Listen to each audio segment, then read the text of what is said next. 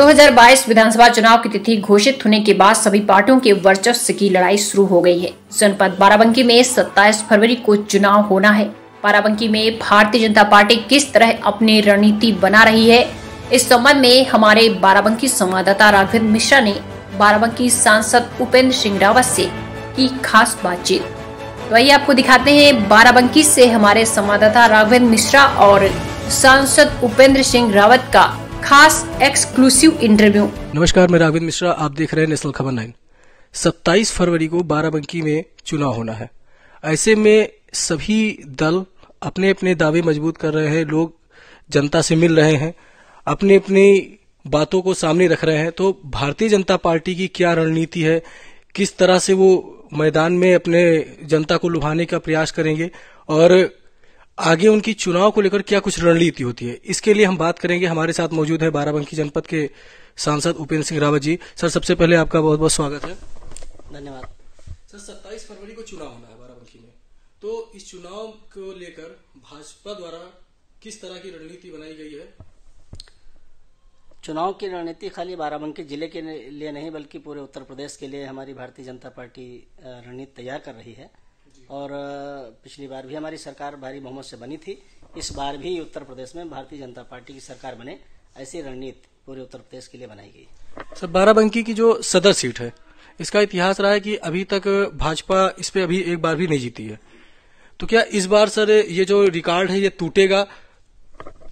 पहले यह भी कहा जाता था कि बाराबंकी जिला समाजवादी पार्टी का गढ़ है, लेकिन 2017 में जब 2014 में इस देश के अंदर नरेंद्र मोदी जी की सरकार बनी, तो सबका साथ सबका विकास के साथ साथ जो एक मूल मंत्र लेकर के 2014 में हम लोग चले, उसका परिणाम ये हुआ कि उत्तर प्रदेश के अंदर ही नहीं बल्कि पूरे बाराबंकी जिले में भी 6 में से 5 सीटें भारतीय जनता पार्टी के साथ आई, भारतीय जनता पार्टी को जीत मिली।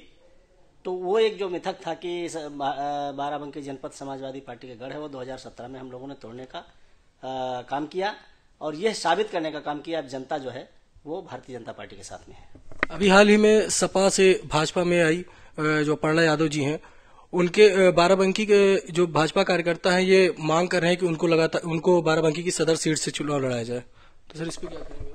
चाहे कुछ कार्यकर्ताओं की मांग हो, चाहे जनता की मांग हो, या फिर जो है जो भी है वो सभी बातों पर हमारी पार्टी विचार कर रही है और किसी एक नाम पर मुझे बोलना उचित नहीं है। पार्टी जो भी निर्णय लेगी सोच समझ करके लेगी और जो भी प्रत्याशी इस बार आएगा वो सदर सीट पर भी कमल खिलाएगा और वो सदर सीट भी भारतीय जनता पार्टी जीतेगी। सर, इस समय चर्चित विधानसभा रामनगर है। रामनगर में जो हमारे मौजूदा विधायक शरद अवस्थी जी हैं, इनका कई गांवों में विरोध भी हुआ। लोग ने पोस्टर लगाया कि मोदी योगी से बैर नहीं, शरद अवस्थी की खैर नहीं। तो सर, इस पे क्या कहेंगे आप?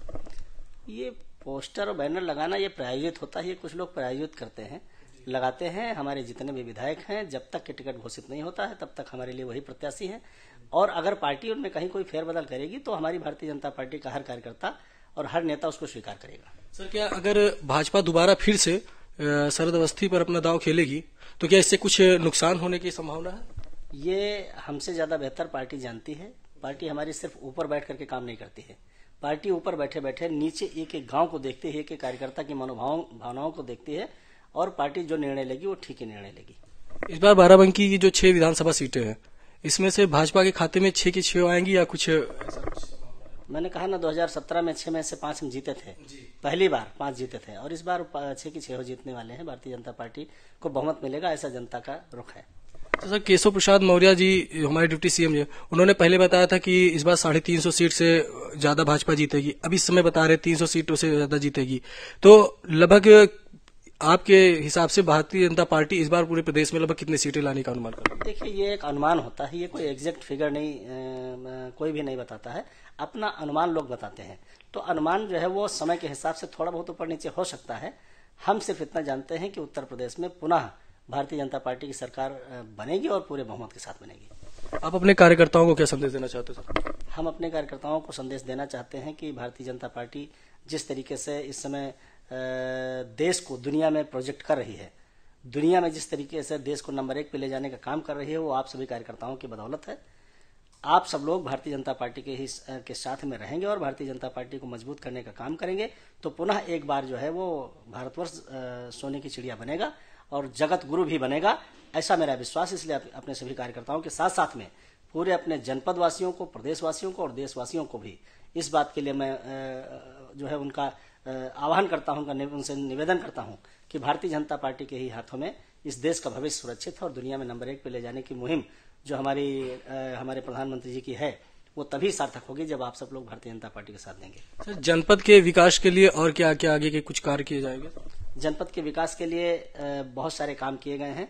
अभी आचार संहिता चल रही है, इसलिए और क्या किया जाएगा इस पर बोलना मुझे उचित नहीं होगा, लेकिन बहुत सारे काम किए गए हैं और ये भारतीय जनता पार्टी का विकास का एजेंडा है, सिर्फ विकास के मुद्दे पर काम करती है। आने वाले समय में भी पूरे तौर से जिले का विकास किया जाएगा। बहुत बहुत धन्यवाद सर।